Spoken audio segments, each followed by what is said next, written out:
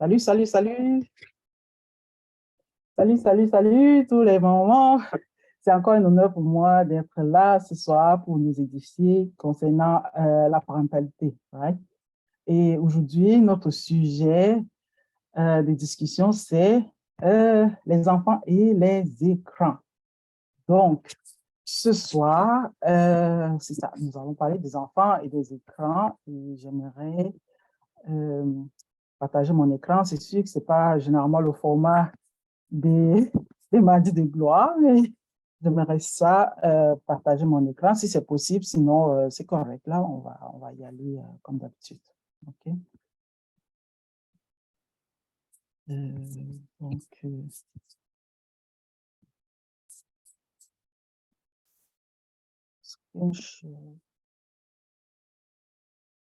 voilà. Est-ce que vous êtes capable de voir mon écran?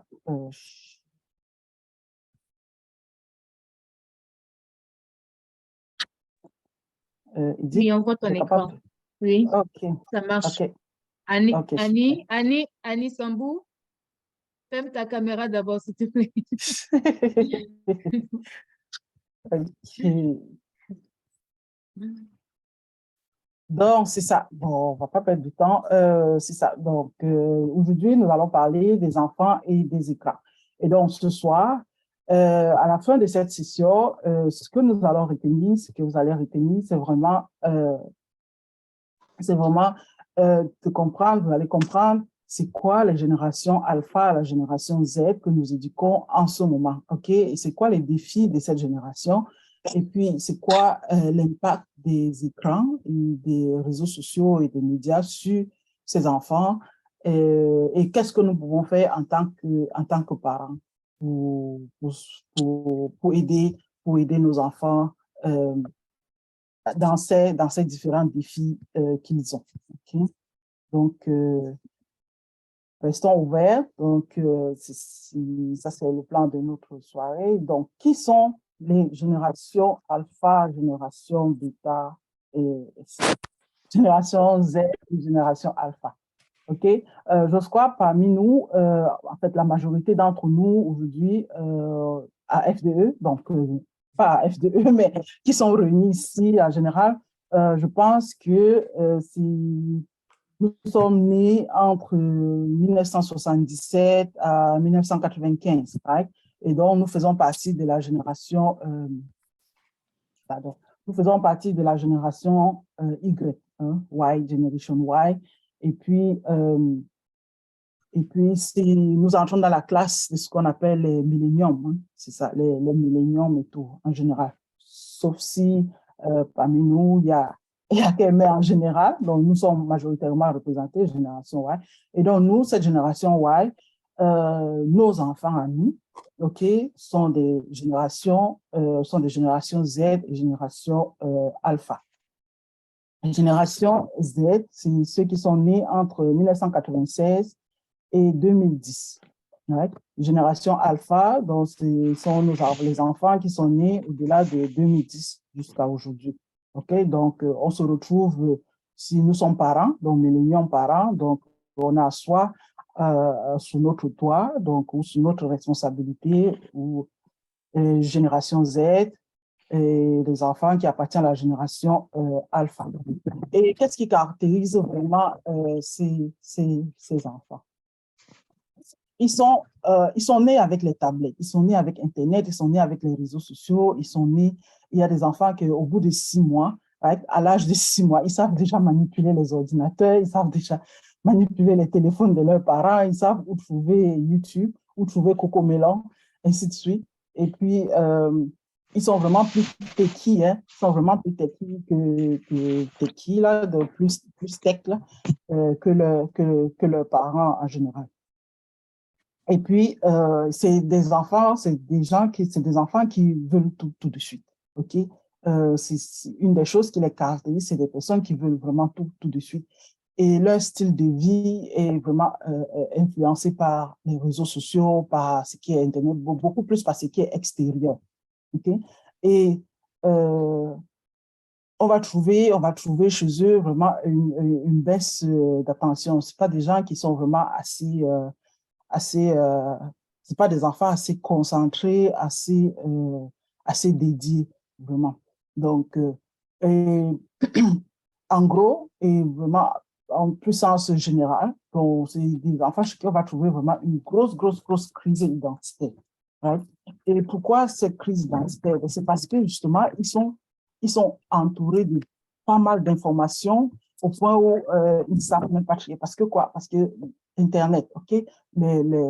Internet leur donne accès aux différents systèmes de valeurs, à plein d'informations, à tout bout de champ, sur TikTok, sur Facebook, bref, tout, Snapchat et tous les jeux vidéo, tout. Donc, ils ont accès à plein d'informations au point où ils n'arrivent vraiment plus à se retrouver. OK? Et donc, c'est vraiment les enfants, c'est vraiment le fait d'être né dans vraiment cette ère digitale-là qui les caractérise.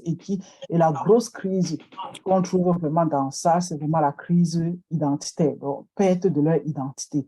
Ils ne sont plus ancrés dans les valeurs. Et on trouve vraiment cela. Et puis, une autre deuxième chose qui les caractérise, c'est vraiment des enfants, on va le trouver beaucoup plus dans les générations Z, vraiment les enfants on parle d'une inclusion radicale, donc c'est-à-dire ils, ils acceptent, ok, ils acceptent tout facilement sans pouvoir vraiment questionner, sans pouvoir remettre en question les affaires. Par exemple, ils vont ils ne sélectionnent pas entre les les genres. Hein. Au Canada, on a 9 genres. Les binaires, plus, et les quad, plus les gays, ainsi de suite. La liste est longue, je crois qu'au Canada, on a 9 genres. Donc, masculin, féminin, binaire, ainsi de suite. Donc, eux, là, ils savent plus distinguer vraiment, ils savent pas distinguer vraiment. Ils sont tellement inclusifs et puis ils connectent facilement justement à cause de ces médias qui favorisent vraiment le fait d'être connecté avec tout le monde. Et l'autre aspect, c'est des personnes qui demandent plus de dialogue. Ils communiquent beaucoup, contrairement à nous qui sommes génération Y où dans notre époque, on n'avait vraiment pas le droit de poser des questions aux adultes, on n'avait pas le droit de questionner les adultes, on n'avait pas le droit de questionner les choses qu'on nous enseigne, on n'avait pas le droit de contredire nos professeurs, nos enseignants ou nos moniteurs. Et puis, c'était une génération Y, une génération vraiment où c'était tais-toi, OK? Même quand tu pleures, c'est tais-toi. Donc, nos émotions, étaient vraiment enfouis.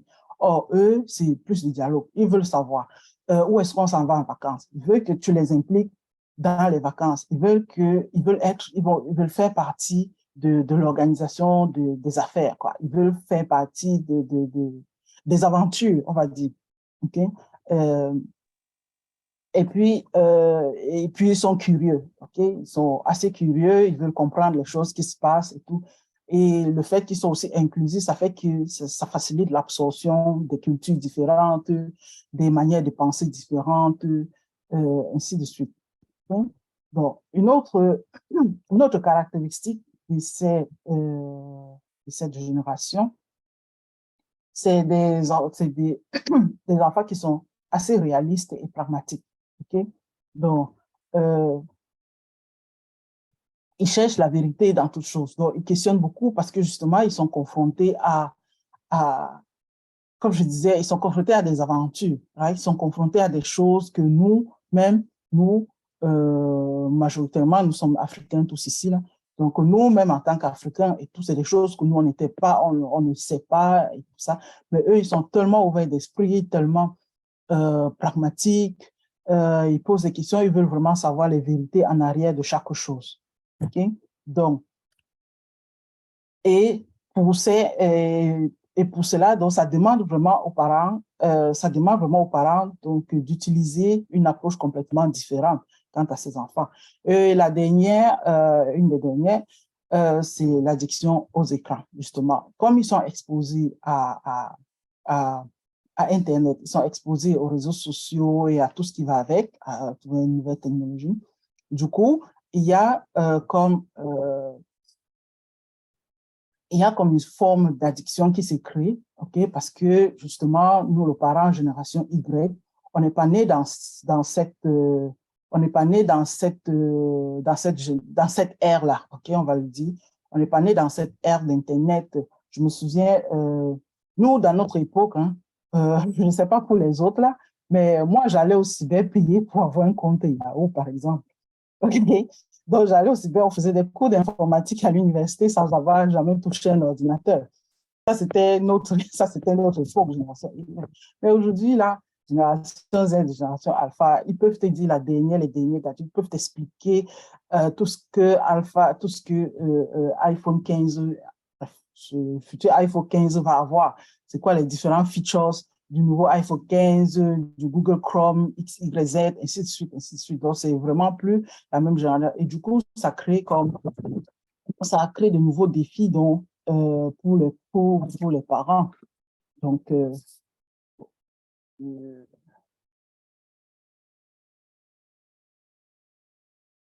bon, les défis donc, pour les parents.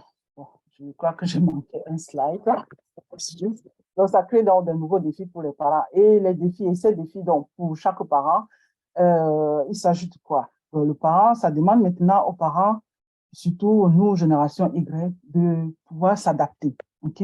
Donc, de s'adapter maintenant à non seulement à cette ère digitale dans laquelle on se trouve, non seulement de comprendre comment ça fonctionne, de comprendre ces enfants, génération alpha, génération Z, qu'est-ce qui les caractérise, et puis, et ainsi on saura comment on pourra les aider dans le futur. Pourquoi? Parce que nous, en tant que parents, OK? Parce que nous, en tant que parents, la vision qu'on doit avoir, en fait, c'est de se demander, et je vous invite à aller taper même sur Internet, qu'est-ce que 2040, OK? Qu'est-ce que le monde sera en 2040? Comment sera le monde en 2045? Comment sera le monde en 2050? Et allez voir, c'est terrible. Comment sera le monde en 2040? Et puis, les enfants donc, qui naissent aujourd'hui, et même les études le montrent, je pense que j'ai des sources là quelque part, et même les études le montrent, que 65% des boulots qu'on trouve aujourd'hui seront complètement absents dans les années 2040-2050. Okay? Et les enfants que nous éduquons, c'est les adultes de demain. Donc, c'est les adultes de 2040-2050. Donc, tout ce que nous faisons aujourd'hui, là, c'est pour les adultes de 2050. Donc, on n'est plus en train de dire, oh, tu vas faire. C'est passé, là, je trouve. C'est passé le fait de dire, oh, ben, on va se concentrer sur les notes à l'école, ou sur les ceci, ou tu seras médecin. Mais de nos jours, dans d'autres pays, là, la chirurgie se fait avec un robot. OK? Toi qui rêves que non, tu veux un chirurgien, on fait la chirurgie, on opère les gens avec les robots de nos jours. Et dans 20 ans, tout sera complètement différent. OK? Et de nos jours, on parle d'intelligence artificielle, de AI. Tout se fait maintenant avec l'AI. La photographie, les photographes perdent leur boulot aujourd'hui parce qu'il suffit juste que tu décrives exactement ce que tu veux et l'intelligence artificielle va te sortir l'image que tu veux, le design que tu veux, la couleur que tu veux, tout ce que tu veux. Pareil, la même chose, les pages de vente, tout le marketing digital, la majorité des choses se font maintenant avec le AI, OK? Donc, plein d'affaires. Et puis, le AI, même, on commence même déjà à en utiliser à l'université. Il y a l'université de Laval, par exemple, je lisais la semaine dernière, qui utilisait ChatGPT pour un cours. Donc, on s'en va vers une autre ère, on va le dire. Donc, si on continue de se concentrer pour éduquer les enfants comme dans les années 1982, 1992, ainsi de suite. Ce n'est plus la même chose parce que ce n'est plus la même réalité. Donc, le défi pour les parents, c'est vraiment de s'éduquer, okay? S'éduquer parce que la parentalité, là, ça s'apprend. C'est comme toute chose. Comme tu vas te mettre, tu vas dire que non, tu vas faire le business et tout, mais tu vas apprendre des affaires. Okay? C'est la même chose. Tu dois apprendre comment et qui est ton enfant. Comment l'aider dans tous ces différents challenges, comprendre la particularité de chaque enfant. Les enfants sont tous différents l'un et l'autre, ils sont tous uniques. Tu vas comprendre comment donc aider ces enfants et tout ça. Et puis, toi, en tant que parent, en tant que visionnaire, tu vois, tu sais ce qui s'en vient dans le futur, tu sais quels adultes ils vont devenir. Tu es capable donc de leur remplir aujourd'hui des aptitudes qui leur permettent donc, qui leur permet d'être des adultes dans leur nouvelle époque, leur nouvelle génération. Pourquoi? La même Bible nous le dit. Le Proverbe 6, 22, Proverbe 22, 6, là, je confonds toujours ce verset. Il dit, train up a child in the way.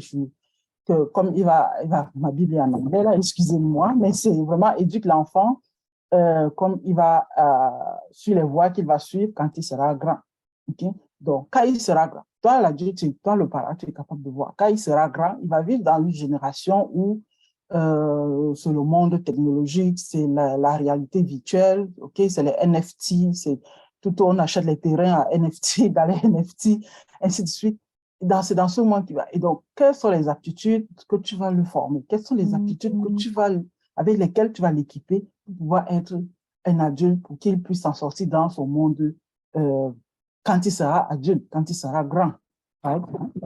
Et donc, j'ai pris un de ces éléments sur les défis que nous avons aujourd'hui en tant que parents. Donc, c'est l'addiction aux écrans. Donc, nous, on n'est pas capable, parce que nous aussi, en tant que génération, nous aussi, on découvre tous ces réseaux sociaux qui sortent. Eux, ils naissent dedans. Okay? Nous, on découvre, on apprend à les utiliser. Mais eux, ils naissent dedans et ils sont tellement sharp qu'ils savent tellement l'utiliser. Donc, à la fin, nous, on rencontre des difficultés, on ne sait plus comment les aider à apprivoiser tous ces écrans, à apprivoiser Internet, quoi, et tout ce que ça vient avec. Des fois, on manque des outils, des fois, on ne sait pas c'est où la juste mesure, ainsi de suite. Et donc, c'est pour ça qu'on va voir des mythes. Hein. Il y aura des mythes, on va dire, oui, mais mon enfant, tu vas entendre des parents qui vont dire, oui, mais mon enfant, il apprend plus. Oh, c'est avec ça qu'il parle.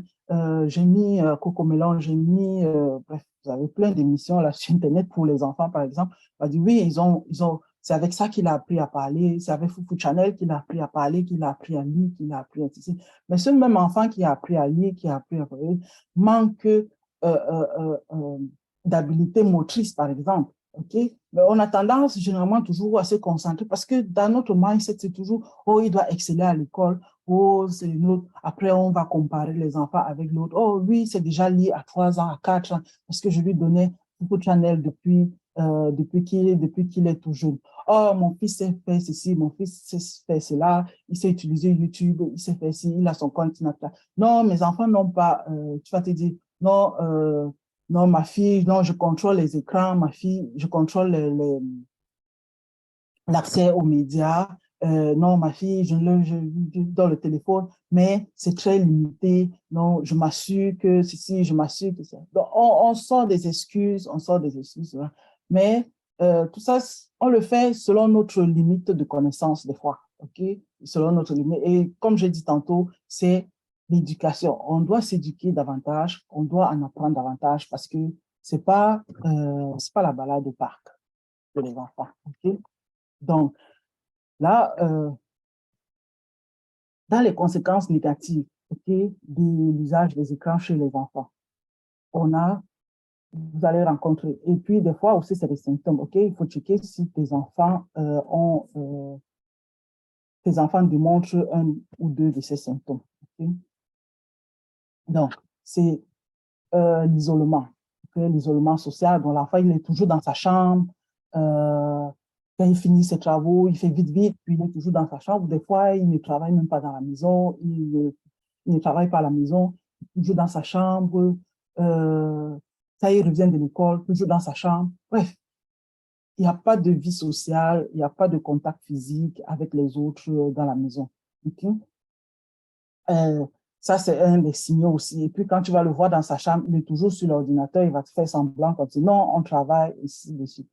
Et puis, ou toujours sur son téléphone, ou toujours, c'est ça, un ou deux des écrans, ok? Donc, téléphone, ordinateur, tablette, ainsi de suite, ou jeux vidéo, ok?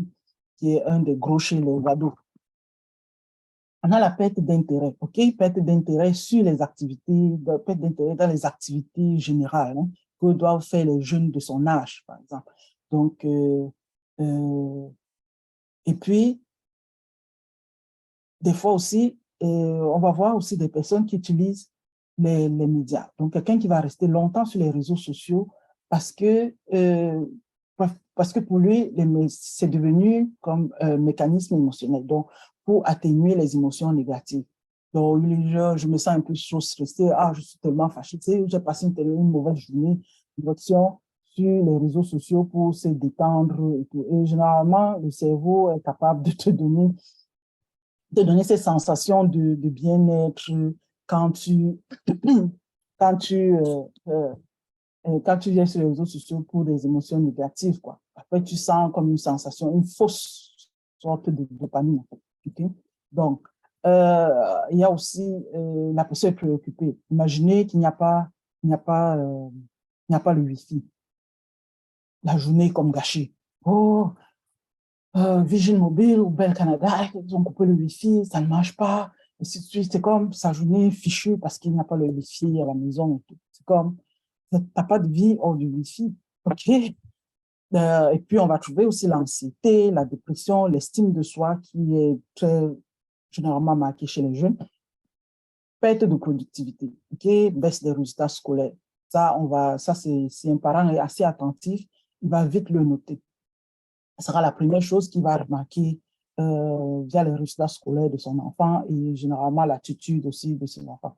Donc, comme j'ai dit tantôt, l'isolement social, ça inclut donc une division dans la famille, donc il n'y a plus de cohésion familiale parce que chacun est sur ses écrans.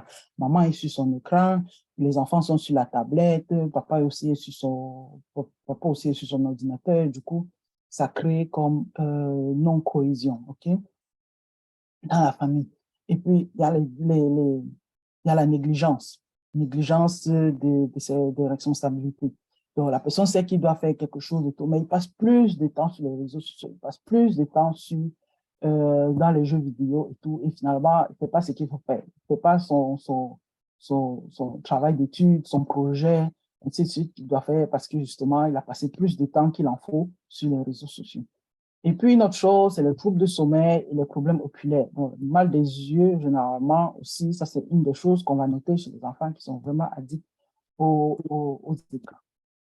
Les troubles de sommeil, les enfants qui ne dorment pas bien. Okay? Donc, puis le manque donc, le temps normal de sommeil, 9 heures de sommeil, 10 heures, 14 heures de sommeil pour les enfants, dépendamment de leur âge, ça, ce n'est plus vraiment respecté. Et du coup, il y a comme des troubles, l'enfant de la misère a vraiment s'endormir. Donc ça, c'est une liste, elle n'est vraiment pas exhaustive. Il y en a seulement. OK? Donc, slide. Une des choses dont on ne parle pas beaucoup, c'est l'impact qu'il y a sur le cerveau. Tout le monde sait que oui, ça impacte, oui, oui, le cerveau, bref, oui, on sait que les réseaux sociaux font ci, font ça. Nous-mêmes, en tant que parents, on prend cette excuse. Oui, c'est ça, mais je limite, mais je fais. Mais ce que je veux attirer votre attention ce soir, c'est si vous comprenez l'impact majeur que ça a sur le cerveau de l'enfant, je pense que ça va vraiment vous amener à prendre une décision radicale, à faire quelque chose de vraiment très important pour votre génération. OK? Le cerveau, je ne vais pas être...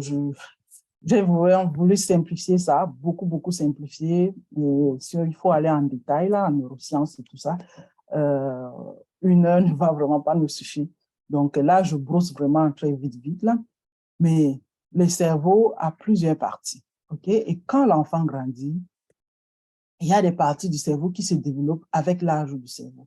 Donc, exposer un enfant de 0 à 3 ans aux médias et à passer des heures. Parce que les parents utilisent le téléphone, la tablette et tout, comme babysitter généralement.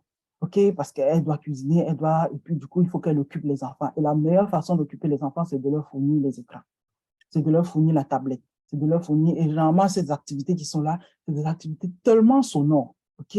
Si vous calculez le nombre de décibels qu'il y a dans Cocomelon, qu'il y a dans Titounis, qu'il y a dans ceci-là, c'est tellement énorme et c'est tellement néfaste pour les enfants. Et c'est pour ça que vous allez voir, les enfants qui crient tout, les enfants qui, c'est les volumes, bref, c'est les décibels, en fait, générés par tous ces vidéos-là, OK? Et aussi plein de couleurs. parce que normalement, les enfants 0,3, c'est les couleurs de base, les couleurs, le bleu, le jaune, le rouge. Mais souvent, dans cette vidéo, il y a tellement plein de couleurs, tellement plein, et ça affecte, et qui ont un impact vraiment sur le développement du cerveau des enfants. Donc, ici, on voit le lobe frontal. Le lobe frontal du cerveau, je pense que la plupart d'entre vous le savent, mais de toute façon, je vais y aller vite, vite, vite. Donc, le lobe frontal, c'est la partie du raisonnement, ok? C'est la partie critique, c'est la partie du raisonnement et c'est la partie qui gère, qui est responsable aussi du mouvement. Et cette partie-là, du raisonnement, de la pensée critique et tout, cette partie-là, tenez-vous prêts, elle se développe, elle se développe jusqu'à l'âge de 24, non, de 25 à 28 ans. Donc, ne pensez pas que l'enfant de 18 ans, l'enfant de 19 ans, l'enfant de 20 ans raisonne assez. Donc, il te dit que, oh non, je ne peux pas raisonner. Est-ce qu'on peut raisonner avec les enfants de ils sont assez grands? Je crois que non, ils sont suffisamment grands pour raisonner avec eux, ainsi de suite. Non, non, non. Là, le cerveau, là, ce n'est pas encore développé. OK? Cerveau critique, cerveau de raisonnement, qui quelque part la prise de décision, tout ça est dans la partie frontale. Et cette partie est complètement développée entre l'âge de 25 et 28 ans. OK? Donc, le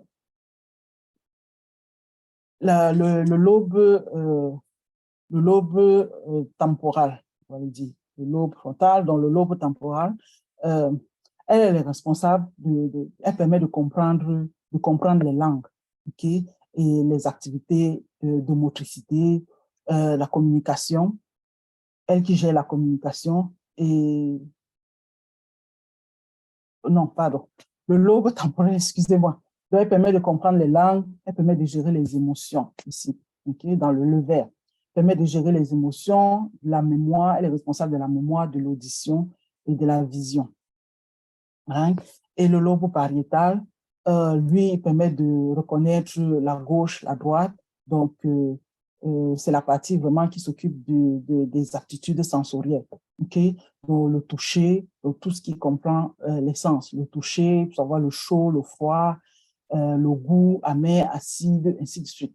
Okay? C'est cette partie du cerveau-là qui nous aide. Et puis, le rose, qui est la partie, le lobe occipital, est responsable de la perception de couleurs, donc de la vision et le processus de l'information. Donc, processer l'information, je ne sais pas si le mot là existe en français, là, mais processer l'information visuelle, okay, pour nous permettre de comprendre. Donc, puis le cervelet, qui est un peu plus bas, qui est donc vers la nuque, en fait. Donc, c'est elle qui contrôle le mouvement, la motricité fine et l'écriture chez l'être humain, chez l'enfant. Et puis le tronc, lui, elle contrôle le flow, ok, le flow des messages entre le cerveau et le corps. Donc, parce que, n'oubliez pas, le cerveau et le corps, c'est vraiment tout, c'est un seul système. D'accord? Donc, le cerveau impacte le corps et le corps aussi peut influencer le cerveau. Donc, tout ça, c'est en un seul système. Et c'est dans ça que nous avons dans les fonctions basiques.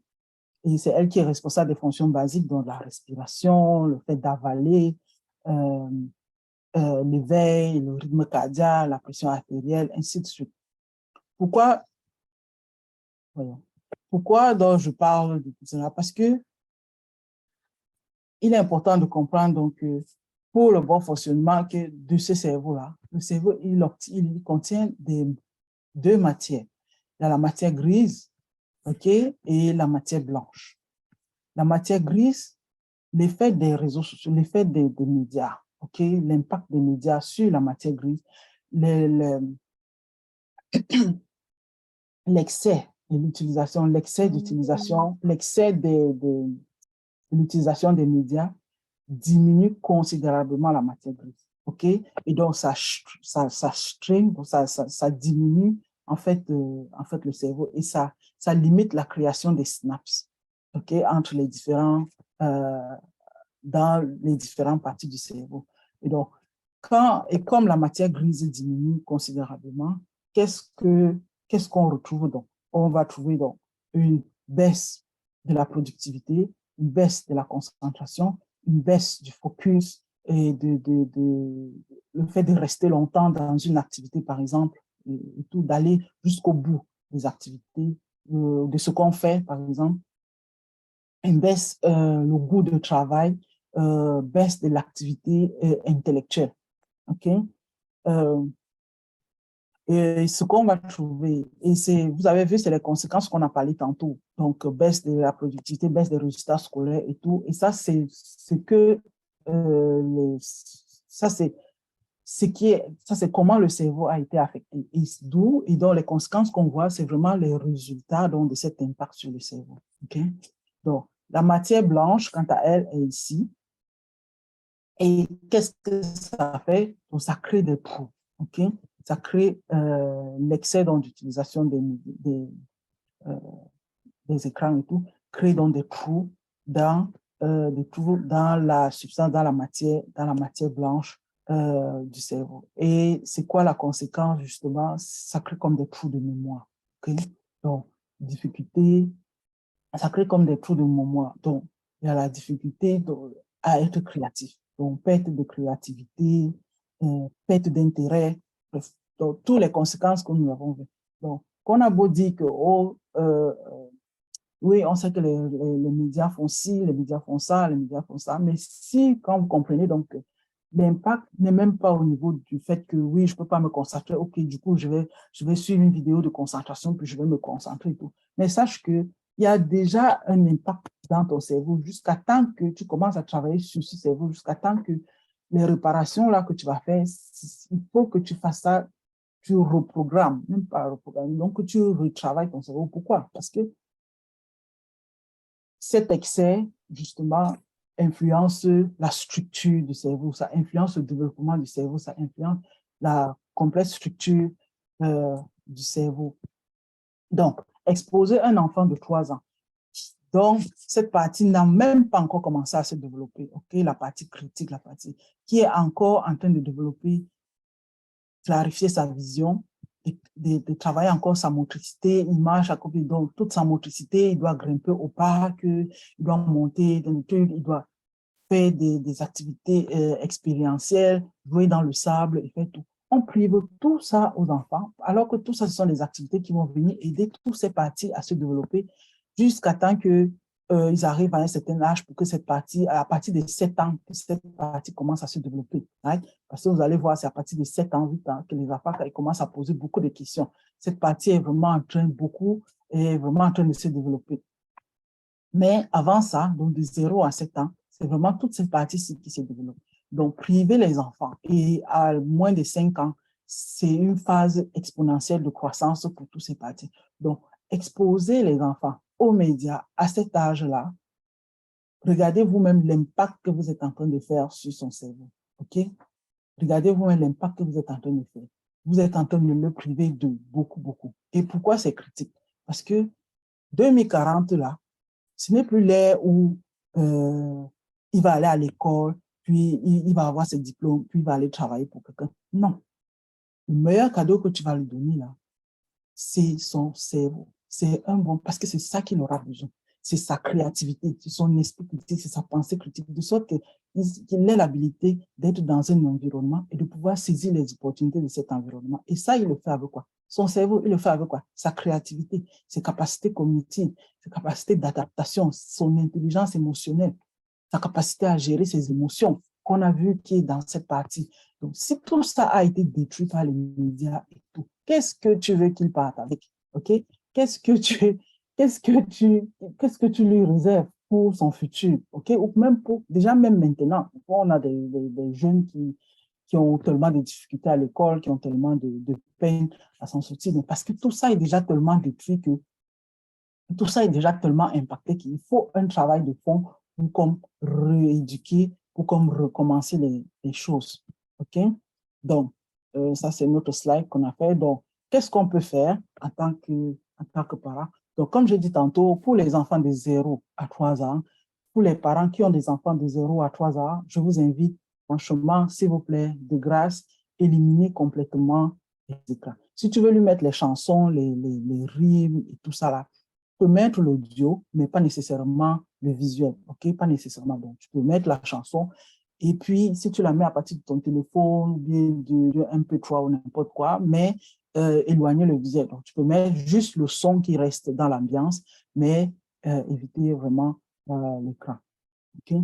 Parce que c'est vraiment la période assez critique. Donc, le bien que tu peux faire à ton enfant, là, c'est de l'aider pour son développement cognitif. Parce que pour son futur, il a besoin de son cerveau intact. Donc, beaucoup de jeux à l'extérieur, beaucoup de jeux à l'extérieur, les jeux sensoriels, toute forme de jeux. Je vous invite à utiliser aussi la pédagogie Montessori pour t'aider et puis plein de jeux Montessori. Donc, les Lego, ça, c'est des jeux très importants aussi qui ont beaucoup, beaucoup de bienfaits aux enfants. Les casse-têtes, et puis la peinture, et les instruments. Donc, normalement, ça, c'est 0 à 7 ans. J'ai pris 0 à 3 ans là, mais c'est généralement 0 à 7 ans, en fait. Pour les 0 à 3 ans, c'est ça. Donc, pour le reste, maintenant, c'est ça. Et puis, 0 à 7 ans, de grâce. Oubliez les affaires qu'on va dire, oh non, mon enfant s'est lié à 3 ans, mon enfant s'est lié à 4 ans. Non, ce n'est pas le plus important.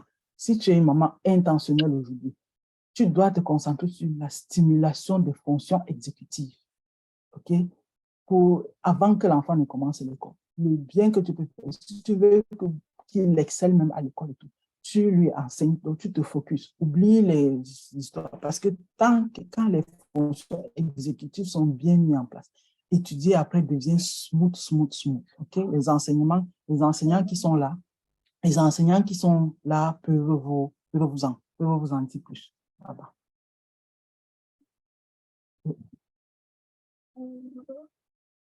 Okay. Et puis, pour les enfants de 7 ans et plus, qu'est-ce qu'on peut faire en tant que parent?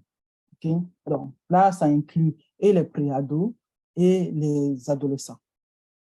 C'est vraiment d'établir une structure médiatique dans la maison. Okay? Donc, faire une éducation technologique. Donc, enseigner sur les médias, sur la technologie et sur tous les gadgets. Okay? Toi, tu vas enseigner à l'enfant que tu ne lui donnes pas et pourquoi tu ne lui donnes pas, ainsi de suite. Et, les raisons pour lesquelles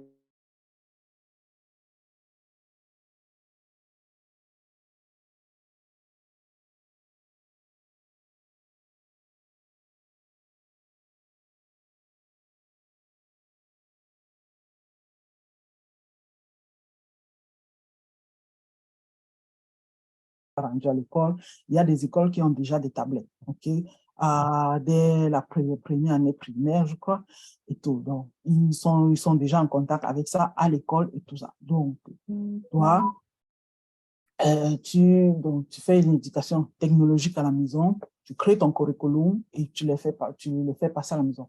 Et favoriser les activités familiales. Okay? Plein de choses se font en famille. On va regarder les films en famille, on va faire les jeux de société en famille, on va jouer aux échecs, jouer au ludo, jouer aux jeux de dames, ainsi de suite, ainsi de suite. Mais favoriser tout ça, pourquoi? Pour leur vie sociale et pour renforcer la cohésion familiale. Une autre chose, c'est de maximiser vraiment l'acquisition des aptitudes. Ça, là, moi, je le dis toujours, et même à la dernière séance, on en avait parlé, qu'il faut, pour former, pour donner des aptitudes, parce que c'est ça, quand on dit de les éduquer, de les instruire sur la voie qu'ils doivent aller, c'est vraiment de leur donner les aptitudes dont ils ont besoin, qui vont les aider dans leur vie future. Donc, et ces aptitudes essentielles pour les enfants de 7 ans et plus. Intelligence sociale, okay? L'intelligence émotionnelle, la communication et le leadership personnel et plein d'autres aptitudes que vous pouvez développer pour vos enfants selon les besoins qu'ils rencontrent. Okay? Donc, c'est un peu tout aujourd'hui. Je suis allée vite pour gagner en temps. Pour ne pas dépasser mon temps. Et puis, j'ai brossé un peu vite. Donc, ce sera tout pour moi ce soir. Et j'invite vraiment, donc, je vous invite à poser vos questions si vous en avez.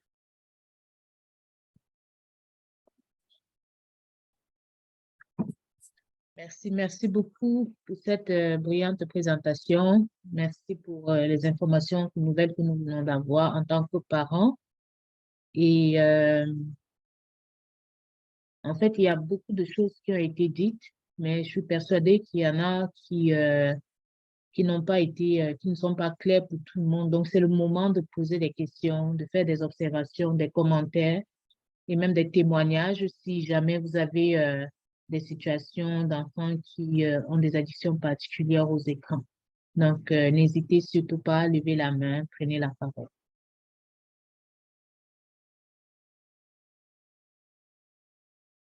Dans le chat, là, je vois une question de Hortense qui demande, est-ce que les dégâts peuvent être renversés?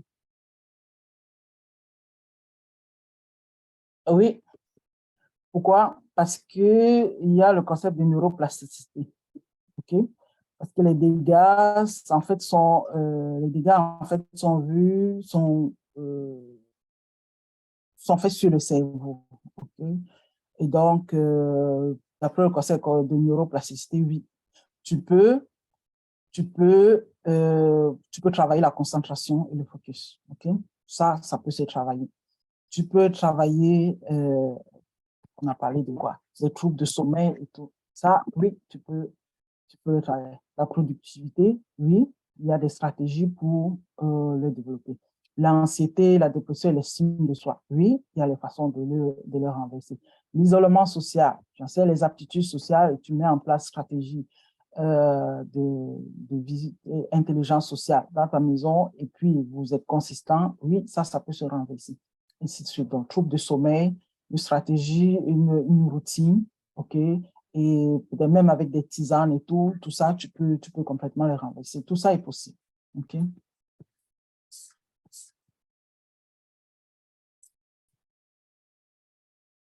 Super, merci beaucoup. Ruth qui dit merci, sois bénie. Francine B qui demande, pourriez-vous nous recommander des ouvrages? Des ouvrages à quel sujet? Pour être un peu plus précis. Bonjour, est-ce que vous m'entendez? Francine, est-ce que tu veux préciser ta question des ouvrages particulièrement par rapport à quel sujet, parce que c'est assez vaste. Sur le cerveau. Est-ce qu'il y a des questions, des commentaires, des témoignages? Sur le cerveau, tu as dit? Oui, excusez-moi, parce que je ne peux pas parler trop fort. Oui, je voulais dire des ouvrages sur le cerveau, sur les écrans, tout ce que vous nous avez expliqué sur les différents slides. Je pense que vous avez eu des sources. Et pour nous, parents, est-ce que vous auriez des ouvrages au quotidien qui expliqueraient notamment tout ça aux enfants? Ah, des ouvrages pour les enfants, c'est ça? Oui, c'est ça. Oui, c'est ça. Bon, c'est sûr que tu peux en trouver. Bon, en français, j'avoue que je connais pas. Moi, ma famille est anglophone, mes enfants sont anglophones, donc plus pour les anglos. Ouais, on peut en trouver, mais j'ai rien à te recommander pour l'instant en D'accord. français, j'avoue. Mais sinon, si tu cherches sur Amazon, si tu cherches, D'accord, mais ça existe en tout ouais, tu cas. peux. Oh oui, ça existe, c'est sûr. D'accord. C'est un fléau mondial, là. Il y a des gens qui ont déjà écrit pas mal de livres là-dessus. Des D'accord. Merci livres beaucoup. En d'animation pour enfants, oui. tout cas, merci beaucoup. C'était très instructif. La méthode de Montessori, ouais, c'est une pédagogie de Maria Montessori, une psychologue italienne dans les années 40, années 30 ou 40, donc qui avait pris les enfants en difficulté, puis elle les a instruits pendant un moment, puis elle a développé sa pédagogie qui est vraiment, vraiment très efficace. Donc, et ça coûte cher, là, les garderies Montessori, là, ici, et les écoles Montessori. En fait, comment je peux raccourcir ça en fait? Bon, en gros, dans la pédagogie Montessori, les jouets des enfants, c'est des jouets en bois avec des couleurs primaires, dont le bleu, le rouge, le jaune. Okay? Le bleu, le rouge, le jaune et une dernière, là, je pense qu'il y en a 4. Tous les jouets des enfants sont en bois et ne sont pas bruyants, donc pas de musique, pas de vitec là, vraiment pas de vitec. C'est vraiment en bois. Et puis, c'est une pédagogie qui favorise beaucoup plus la créativité des enfants. Donc, dans les classes Montessori, par exemple, vous allez voir, ils ne sont pas séparés par groupe d'âge. Tu vas voir les enfants de 3 ans, généralement, leur pédagogie, leur programme, c'est entre 0 et 3 ans, 3 ans, 6 ans, 6 ans, 12 ans, ainsi de suite. Donc, tu vas voir dans une classe Montessori, donc tu vas voir les enfants de 3 ans avec les enfants de 6 ans, dans les classes de 6 ans ensemble. Et puis, les plus jeunes copient des plus grands, en fait. Et les plus jeunes font des activités avec des plus grands. Et puis, ils ont beaucoup d'activités qui stimulent le cerveau. Et les activités Montessori, vous allez voir, c'est des activités qui requièrent, toutes les activités Montessori en général, requièrent une coordination œil, cerveau, œil et main. OK? Donc, toutes les activités sont généralement manuelles. Donc, l'enfant va faire des blocs, l'enfant va faire l'enfant va faire, oui, construire des tours.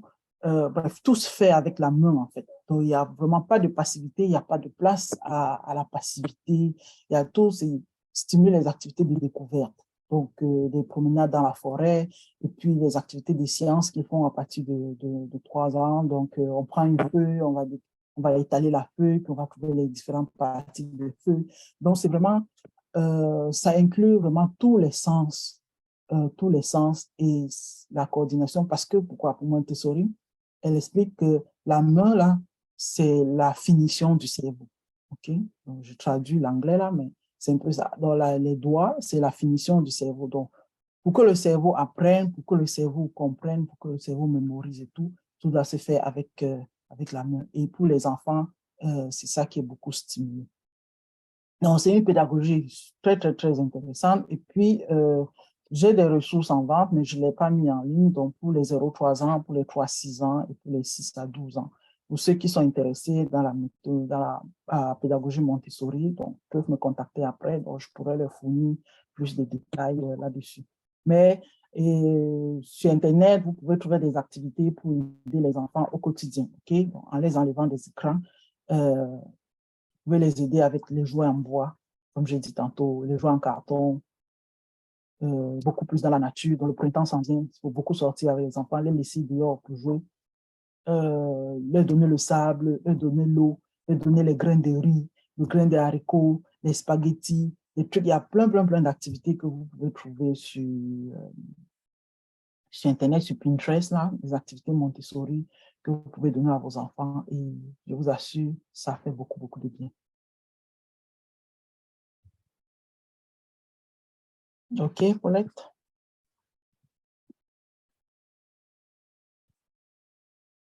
Il y a une autre question dans le chat.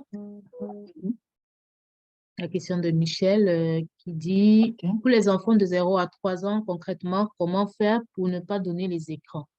J'ai une fille de 2 ans, après la garderie, elle colle tellement sur moi, je ne peux rien faire. Souper, devoir avec ses sœurs. Je me trouve obligée de lui donner le téléphone pour pouvoir vaquer à mes occupations. Comment faire dans ce cas? Mais je pense que c'est parce que tu avais déjà commencé à lui donner le téléphone que du coup, c'est devenu, et puis comme les enfants sont attirés à ça, comme je dis tantôt, à la chanson, au visuel et tout, et du coup, elles en deviennent accro, OK? Et puis, ça devient comme le pacifier, donc l'astuce, OK? Pour calmer. Et donc, tu peux mettre en place une nouvelle stratégie pour aller, parce que si tu es vraiment, parce que faire le repas, faire le souper et faire les devoirs et tout, ça prend pratiquement 2 heures, on va le dire, 2 heures et demie, tout, total de toutes les activités, le temps qu'elle te libère pour que tu fasses tout ce que tu as à faire. C'est pourquoi, j'ai dit tantôt, il faut passer à créer des activités qui vont vraiment à créer de nouvelles activités pour ces enfants, des jouets à leur fournir d'autres jouets.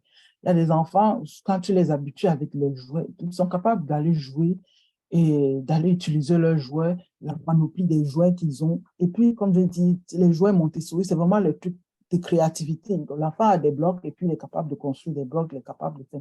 Donc, ça prend une rééducation pour ta fille parce que tu es en train d'enlever d'enlever le téléphone, d'enlever la tablette et tout. Donc, ça te prend de mettre un travail sur pied qui lui permet d'enlever ça progressivement, même pas progressivement, d'enlever complètement et de lui montrer que non, non, non, pas de téléphone, elle peut jouer avec ci, elle peut jouer avec ça. Donc, tu lui achètes quelque chose de nouveau, un nouveau jouet, et puis au moment où elle colle sur toi, tu dis, ah, découvre ça. Et puis, comme les enfants aiment la nouveauté, ils aiment la curiosité, là, elle va aller vers le nouveau jouet.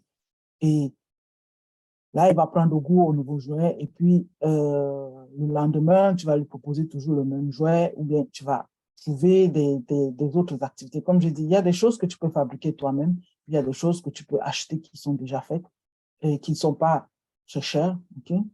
Des trucs. Mais c'est de leur donner plus de jouets. Le problème, c'est que des fois, on est dans des condos, on est dans des appartements, et du coup, les enfants, des fois, il n'y a pas trop de place et on n'offre pas beaucoup de jouets, on n'offre pas vraiment assez de jouets, ou bien les jouets qu'on offre, c'est vraiment plus c'est vraiment plus des trucs, des Vitech, là, comme je dis, Vitech, dont les bruits trop sonores, ainsi de suite. Donc, donner plus de jouets, qui vont lui demander qui vont favoriser sa concentration, qui vont favoriser l'usage de ses mains, en fait. OK? Qui vont favoriser l'usage de ses mains. Et du coup, elle sera obligée d'aller, par exemple, construire la tour. Ça lui demande de s'asseoir avec les différents blocs, différentes tailles, les tailles différentes, et de les empiler jusqu'en haut. Pareil, les blocs, ou bien de les empiler et d'en faire une moto, ou bien une voiture, ou bien les poupées, ainsi de suite. Mais limiter au maximum. Mais introduire les nouveaux jouets, introduire les nouvelles activités.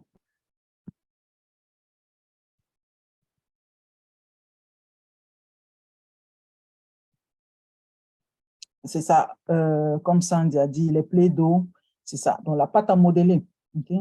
Donc, la pâte à modeler, tu peux la fabriquer toi-même à la maison. Mais elle coûte pas cher. Coûte pas cher, les 2 à 1 dollar au Dollarama. Ou sinon, tu peux la fabriquer à la maison avec la farine, le sel et l'eau. Okay? Et puis, des colorants alimentaires que tu vas mettre pour faire différentes couleurs. Et des puzzles aussi, les casse-têtes, c'est ce que j'ai mentionné tantôt. Les activités de spaghettis, de grains de haricots et tout ça là. C'est ça qu'il faut pour ces enfants-là. Okay? Donc, il faut familiariser les enfants avec ces autres jouets que de leur donner le téléphone. C'est vrai que c'est la voie facile et tout, mais aujourd'hui, franchement, comprenons que cette voie-là, elle a des effets à très long terme sur les enfants parce que ce que nos enfants vont apporter dans leur futur, okay, c'est leur cerveau en santé, correct. Okay? Donc, c'est ça.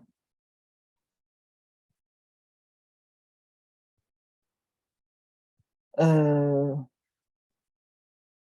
y a quelqu'un qui demande, il y a Paulette qui veut savoir, est-ce que c'est efficace pour les ados aussi? Je ne sais pas, tu parles de quoi, Paulette? Qu'est-ce qui est efficace pour les ados? C'était le deuxième volet de sa question sur la pédagogie Montessori. Ah, la Montessori, Ça je pense que ça fonctionne va sur les jusqu'à ados. 12 ans. Jusqu'à 12 ans en général, c'est vraiment pré-ado, en fait. Au-delà, moi, je peux te recommander pour les ados, là, travaille ce qu'on a dit tantôt. Okay? Donc,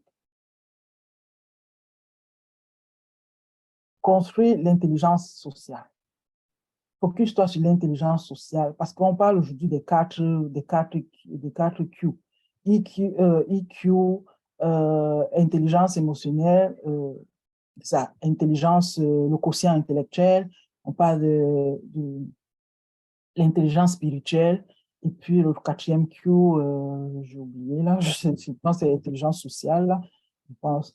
Donc, focus-toi sur ça en fait. Pour les adolescents, c'est vraiment de leur donner les aptitudes, c'est de te focuser sur les aptitudes sociales. Okay? Comment, aptitudes sociales, qu'est-ce que ça inclut? C'est vraiment comment se faire des amis. Okay? Et le bénévolat, c'est ça, le bénévolat, le service, le mentorat. Franchement, tous les jeunes à partir de 8 ans et plus jusqu'à l'adolescence, ils doivent déjà être dans un programme de mentorat ou de développement personnel ou de coaching, ainsi de suite. Dès 8 ans, je vous assure, dès 8 ans, là, mettez vos enfants dans ces programmes-là et vous n'aurez que... Parce que dès 8 ans, et même avant, OK, et s'il ne se fait pas trop tard, dès 8 ans, ils commencent déjà à se fixer des objectifs.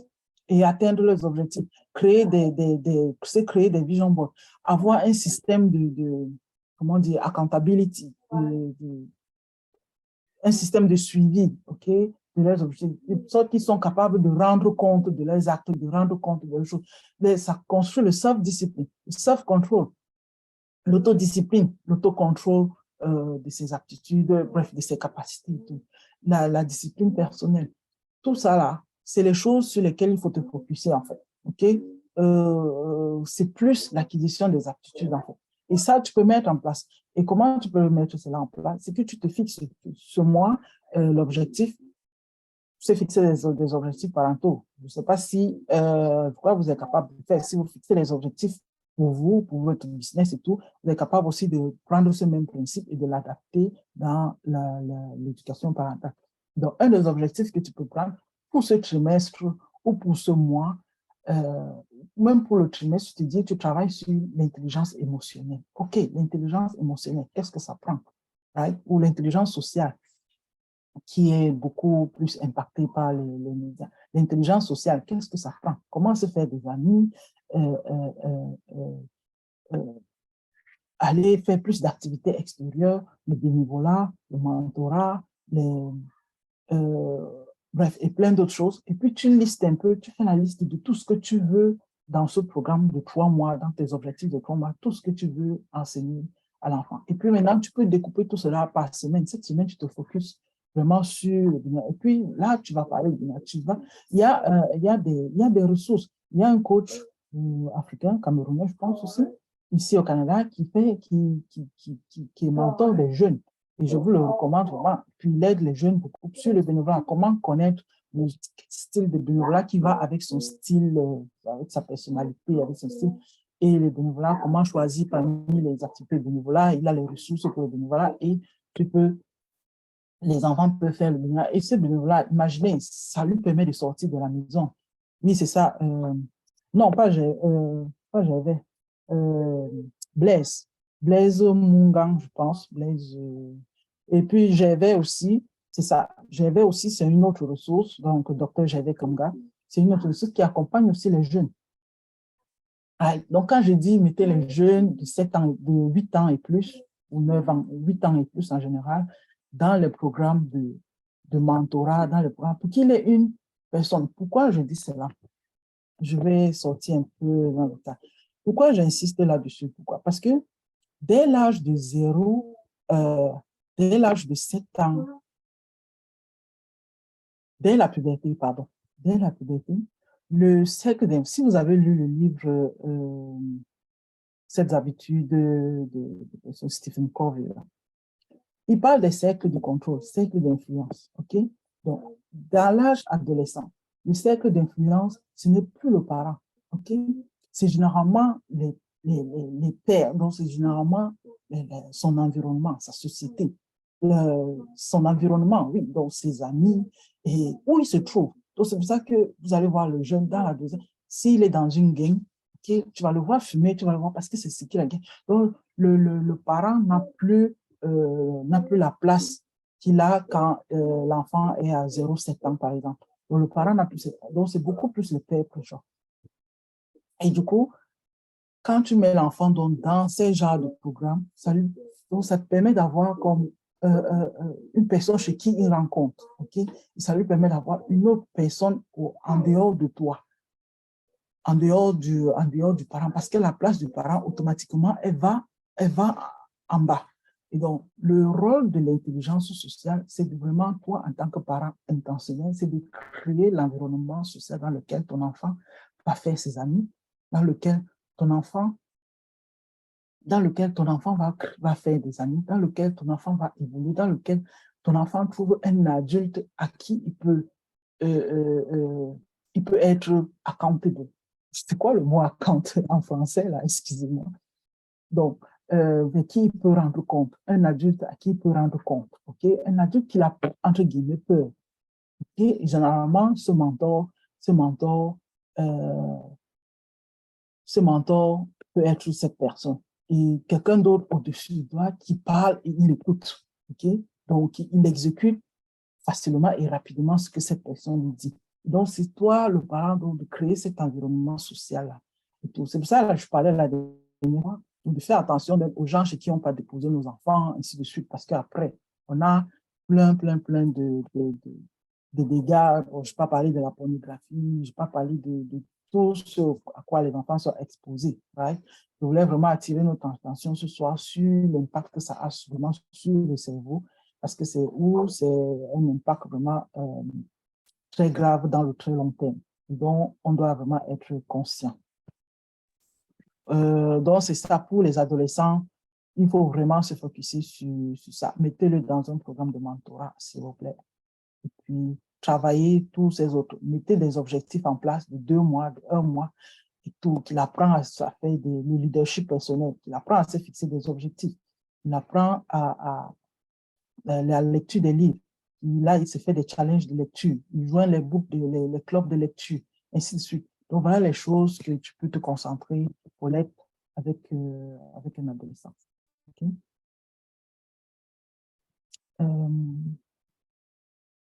Donc, j'ai parlé de Dr. Gervais Kamgar avec Move to Top, qui est aussi un programme de mentorat, et puis de Blaise Mungan, qui a aussi écrit un livre sur l'art oratoire et sur d'autres. Ça, c'est sans publicité, là, s'il vous plaît, mais je trouve il y a des programmes. Vraiment, c'est quelqu'un qui a été dans l'armée, donc il a vraiment le leadership là, vraiment assez poussé là. Il a mentoré les cadets dans l'armée et tout ça. Donc aujourd'hui, il fait le mentorat pour les jeunes. Et les sportifs aussi, tout ça. Les jeunes qui font dans le sport. Donc, c'est de bonnes ressources que je pourrais recommander pour les adolescents.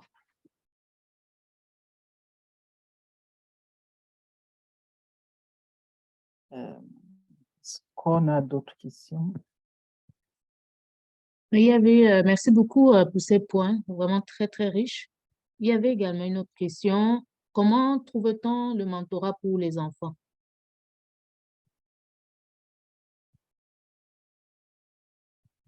Et par rapport à cette Là, question, je viens de j'aimerais donner 2 mettre un ressources. deuxième volet. Est-ce que les cadets ou les jeunes adolescents, ça peut être considéré comme un groupe de mentorat? Est-ce que c'est intéressant? C'est une niche hein, chez les anglophones. Là, c'est parce que c'est des ressources. Alors, chez les anglophones, moi, j'ai des ressources que je pourrais recommander. Mais, et puis, dès 8 ans, hein, les enfants sont déjà... Il y a des programmes dans lesquels on enseigne l'éducation sexuelle, le leadership. Ils lisent des livres et puis, rendent compte, ils font des revues du livre qu'ils ont lu. Chaque soir, ils postent ce qu'ils ont fait. Bref, un système vraiment de accountability, là, qu'on peut dire. Et puis, la question, c'était, je vous revenir, c'était la présie, je pense. Oui. Comment Comment on trouve-t-on trouve le le mentorat? mentorat pour les enfants? Et c'est ça. Là, j'ai donné Move to Top de Dr. Gervais Kamgar. Et si tu tapes sur Internet Move to Top, tu vas le voir. Mais lui, je pense qu'il est aussi super bon dans l'excellence scolaire. Okay? Donc, il intègre le leadership personnel avec l'excellence académique. Et puis, il a des super bons résultats. Et puis, il y a Blaise Mungan, dont je parlais tantôt. C'est Munga, je pense que ça s'écrit comme ça. Blaise Munga aussi, c'est lui que je disais tantôt qu'il a fait dans l'armée. Et puis, il a cheminé dans l'armée. Il a été lieutenant dans la gendarmerie canadienne, je pense. Puis, il a mentoré les cadets dans l'armée. Puis, aujourd'hui, il travaille dans la technologie, mais c'est ça, il fait de l'accompagnement des jeunes à côté, en fait. Donc, vous pouvez le trouver sur Internet. Je n'ai pas le nom de son site, mais si vous googlez là, vous allez trouver son site Internet et les ressources qu'il fait. Je pense qu'il a un cours sur Udemy aussi qui parle du bénévolat, ainsi de suite, pour les aides et tout. Et puis, et comme je disais tantôt, c'est aussi une niche hein, pour ceux qui sont spécialistes des enfants, ceux qui sont spécialistes des jeunes, en fait, et tout ça là. C'est une niche qu'on trouve beaucoup dans la communauté anglophone, africaine et tout. teen parenting et tout, et puis ils font des book clubs aussi pour des jeux, des clubs de lecture, des clubs de leadership personnel, ainsi de suite. Puis au Cameroun, il y a ceux qui sont au Cameroun ici, je pense qu'il y a le coach de John Maxwell, là, Be Yourself, qui accompagne aussi les enfants. Puis il y a un autre en Côte d'Ivoire aussi. Donc, il faut se rapprocher vers ces ressources-là si vous êtes au Cameroun pour avoir le leadership pour les jeunes enfants, donc les mettre dans des programmes de leadership ou bien d'intelligence financière aussi des fois. Euh,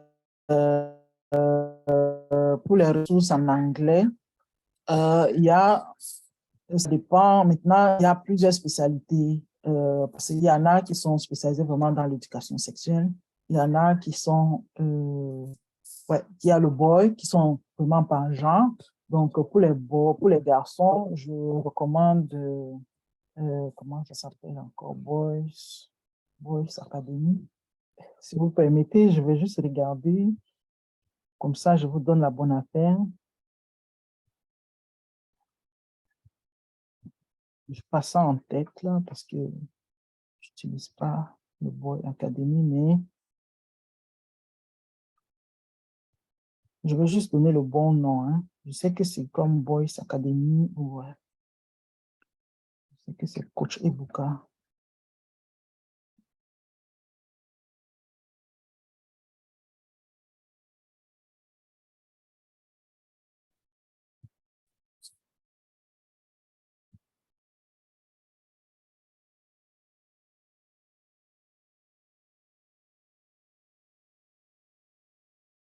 Boys Leadership Academy sur Instagram. Donc, vous allez chercher. C'est ça, Blaise, oui, sur Facebook, c'est Blaze, mais son vrai nom, c'est Blaise, en fait. Ouais, Blaise Omunga. Si tu peux partager son lien, comme ça, les mamans peuvent la voir directement. Donc, c'est Boys Leadership Academy. Là, c'est un Africain. Là, il fait des programmes. Il fait des programmes pour des jeunes, donc c'est par âge, c'est entre 6 et 9 ans, puis 9 ans et puis les 10 à 13 ans, de tout c'est divisé. Et puis la formation est vraiment appropriée. Puis la formation est vraiment appropriée. Donc lui, c'est coach Ebuka, donc il s'occupe des garçons, vraiment juste des garçons. Donc les mamans des garçons, là, c'est une des ressources précises. Donc, si ton enfant comprend l'anglais, hein, donc c'est correct. Okay? Parce qu'il est vraiment avec eux, avec les enfants. Et puis, vous allez vous connecter sur Zoom, puis il va faire les enseignements, il va donner des devoirs, il va faire des trucs. Puis, il y en a aussi pour les filles, il y en a pour l'éducation sexuelle aussi, spécialisé vraiment, qui fait vraiment des sessions juste pour l'éducation sexuelle, par âge aussi. Et puis, il y a un autre que c'est Ready for Life, ok? Ça, c'est un peu plus cher, mais c'est un programme assez costaud aussi. C'est aussi ici en Amérique du Nord. Il y a le programme Diaspora, en fait. Il y a le programme Afrique, il y a le programme, il y a le contenu Diaspora, donc qui est adapté, en fait, pour les réalités de la diaspora. Donc, ça s'appelle Ready for Life, et ça, c'est un programme de...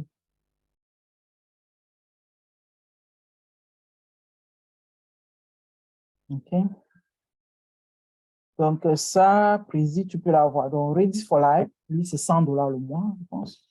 Et puis, avec Boys Leadership Academy, donc c'est un peu moins cher, en fait, parce que c'est vraiment des sessions intensives. Et puis, pour les filles, c'est celle que je connais, que je recommande. Elle fait un programme pour 1 an en entier, en fait. S'il vous plaît, c'est vraiment sans publicité. Hein? On partage juste les ressources si ça peut aider une maman ou une autre. Okay? Donc, je ne fais pas de publicité. Et puis, si vous en connaissez d'autres ressources, partagez. Les mamans en ont besoin. Okay?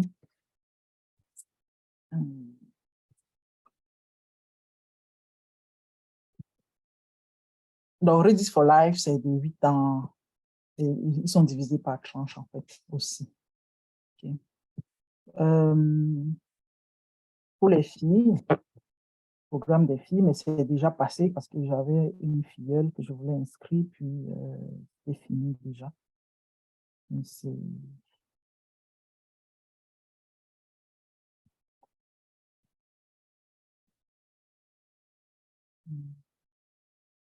Je n'ai pas les noms en tête, désolé. Responsible Teens Academy.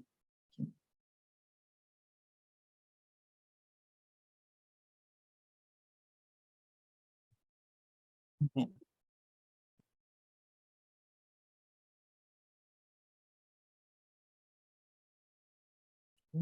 C'est juste pour-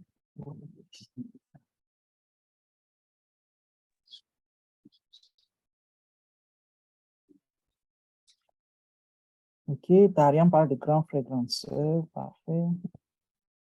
Responsible Teens Academy, ça c'est aussi vraiment juste pour les filles, mais c'est anglophone. Hein. Et puis c'est un programme à l'année en fait. Donc c'est les filles, les enfants sont mentorés vraiment à l'année.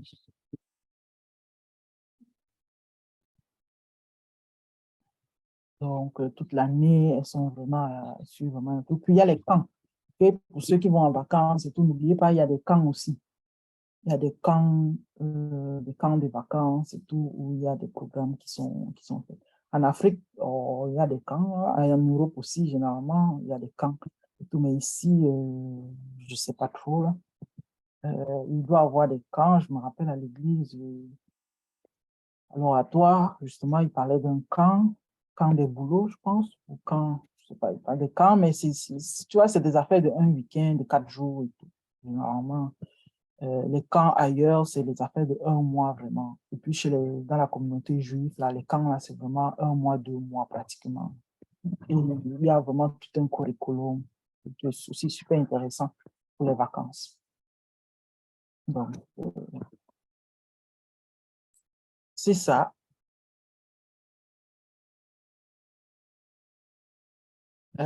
Edith, le deuxième volet de ta question.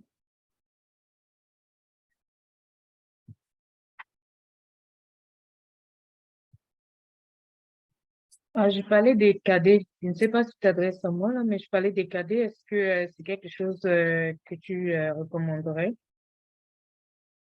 Quand tu parles des cadets, c'est quoi? Dans l'armée, là? Oui, c'est ça. Ah, ça dépend de chaque parent. Ok.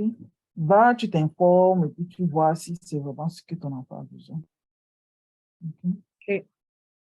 Ouais, tu vas, tu prends toutes les informations et puis si tu rencontres d'autres parents, tu partages avec eux pour voir, OK, ça a été quoi leur expérience et puis c'est quoi les bénéfices que leur enfant a tiré. Le scout aussi, le scout, ça c'est bien. Ok. Scout, ça c'est bien, mais faut être vigilant dans la mesure où des fois dans le scout, il y a eu beaucoup de... Il y a quelque chose qui m'a frappé dans le scout. Excusez là, je vais être un peu honnête là. Parce que j'en regardais justement pour ma fille il y a une fois. Et puis je voulais la mettre dans le scout et tout. Puis j'ai vu, il y avait une cérémonie de totem, des trucs comme ça. J'ai dit, ah, ça c'est bizarre. Ok, dans déjà un peu d'initiation et puis assignation de leur totem, des trucs comme ça. Je ne sais pas si c'est juste les thèmes ou c'est, tu vois, un peu. Ça m'a fait un peu, c'est quoi ça? You know? Mais c'est un peu ça, quoi. Mais sinon, et puis la deuxième chose aussi, c'était de bien faire ses recherches sur le leader, en fait, là-bas. Parce qu'il y a eu des cas il y a eu des cas vraiment où il y a eu des abus sexuels ou des trucs comme ça là. Donc, c'est vraiment de faire son truc. Et puis, quand tu envoies ton enfant aussi, tu l'as déjà, comme je dis, tu l'as déjà bien formé, tu lui as donné toutes les aptitudes dont il a besoin et tout, qu'il est capable de s'en sortir sans toi. Tu vois un peu. Donc, quand il va dans ces camps, ils vont dans des camps de scout et tout ça.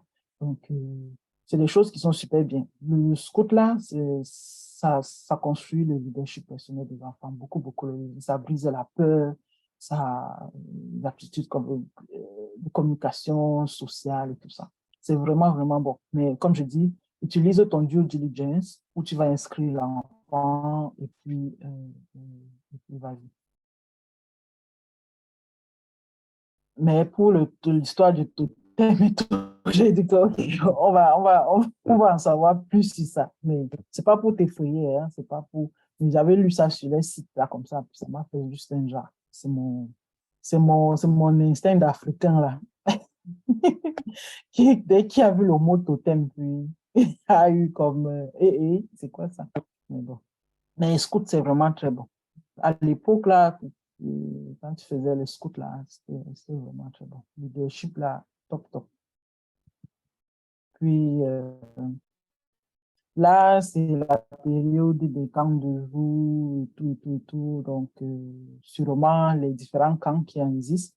Donc, il y a des camps chrétiens qu'il faut voir dans différentes communautés chrétiennes aussi. Ici, la communauté évangélique, il y a le camp de boulot. À l'oratoire, je pense que c'était le camp, je ne me souviens plus. Puis, il y a des camps dans d'autres communautés. Puis, le camp des Juifs, c'est réservé vraiment juste à la communauté juive, là, je pense.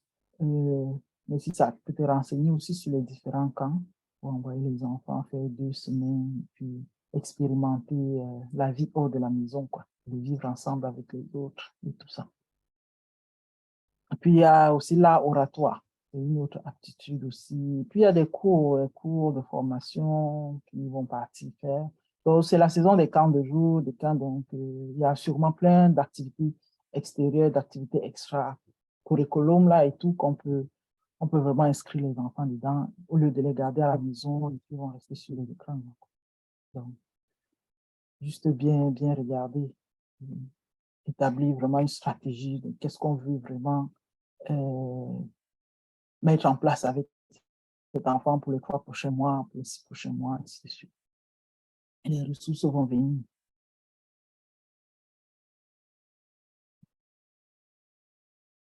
Ok, Edith, hein, ça répond à ta question. Oui, tout à fait. Merci beaucoup. Alors, on a dans le chat, là, vraiment, les mamans partagent les ressources. Très bon camp pour les 5 à 18 ans par maman Barbara Mirline, une chrétienne. Donc, le lien de la page Facebook est là. Vous pouvez cliquer pour vous informer. Et Tariam qui dit effectivement, c'est toujours bon de s'informer dans ce qu'on fait. Donc, voilà. Mais est-ce qu'il y avait d'autres questions, d'autres commentaires, d'autres préoccupations?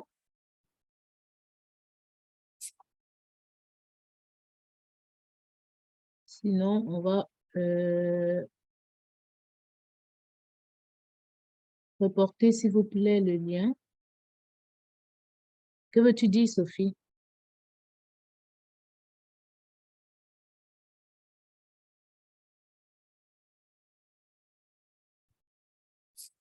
C'est toujours très enrichissant de t'entendre, hein, Josiane. Je ne sais pas, est-ce que tu as une page?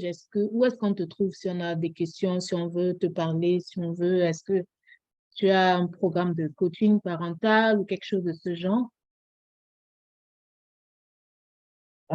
Oui, enfin.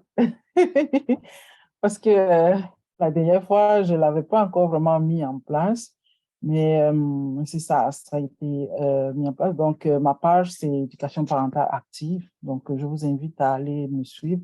Et là-bas, vous allez retrouver toutes mes, vous allez retrouver toutes, bref, mes publications et tout. Et puis, vous aurez facilement accès à moi. Donc, mon numéro de téléphone pour un lien direct. Donc, c'est exclusivement pour vous là. Donc, c'est ça. Donc, avec ça, vous me trouvez sur WhatsApp. Puis, c'est ça. Dans la page éducation parentale active, donc, vous aurez toutes les informations hein, concernant. Puis, pour le coaching parental, donc, c'est ça. J'offre aussi j'offre l'accompagnement aux parents. Donc, mon expertise et ma spécialité vraiment, c'est d'amener vraiment chaque parent qui vient à moi, c'est vraiment de l'aider à établir un plan de parentalité personnalisé. Okay? Donc, on s'assoit ensemble et puis pour chacun de tes enfants, on va mettre en place un plan d'éducation pour eux. Donc, selon son profil, selon les défis que tu rencontres, ainsi de suite. Donc, c'est vraiment personnalisé. Donc, c'est pas vraiment quelque chose de général parce que chaque réalité, il y a des femmes qui ont des enfants avec des défis précis. Il y a des donc, ce qui marche pour une ne marchera pas nécessairement pour l'autre. Et puis, les mamans aussi ont des réalités différentes des autres. Une maman qui est plus entrepreneur, l'autre fait le 9 à 5. Et après ça, elle fait autre chose. Et puis, il y a une autre qui est étudiante, ainsi de suite. Donc, c'est vraiment personnalisé. Donc, ensemble, on crée un plan de parentalité. Et au terme de ça, franchement, tu n'es plus là à regarder à gauche ou à droite ce que fait l'autre, ou bien tel enfant est comme ci, le mien est comme ci. Ça te donne vraiment une vision de où tu t'en vas, vraiment dans ton rôle de parent, où tu t'en vas vraiment, qu'est-ce que tu fais au jour au jour. Donc, ça te donne vraiment, ça te permet vraiment de rester vraiment focus et de développer vraiment toutes les aptitudes parentales que toi-même tu dois avoir. Ça te redonne la confiance et le plaisir vraiment d'être parent parce que tu sais exactement où tu t'en vas avec chacun de tes enfants. Okay.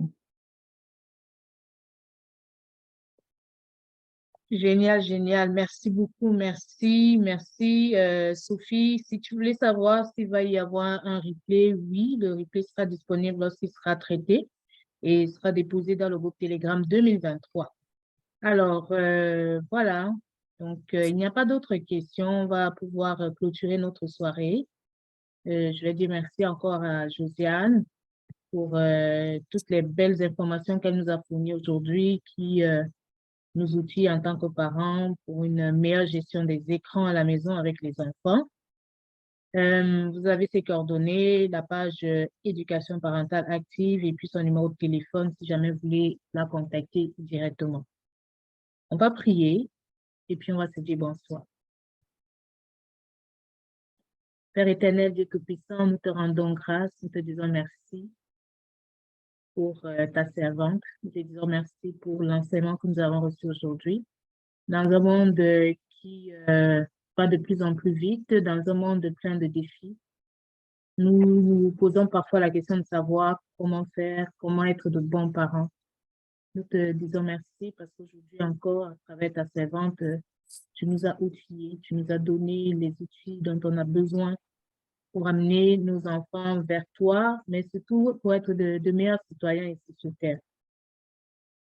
Père, nous te prions de la bénir, la protéger, bénir sa maison, protéger sa maison. Te supplions également de bénir et protéger chaque personne qui était connectée aujourd'hui, ainsi que celles qui n'ont pas pu être là. Nous te supplions de protéger nos nuits de sommeil, de nous donner un repos, un sommeil reposant pour refaire nos forces et être assez en forme demain pour travailler pour ton royaume. Nous t'avons prié par Jésus-Christ. Amen. Amen. Alors, bonsoir à toutes les mamans. Le replay sera disponible et déposé dans le groupe Telegram le plus tôt possible. Alors, bonne soirée à chacun et à chacune et bonne nuit. Merci, merci.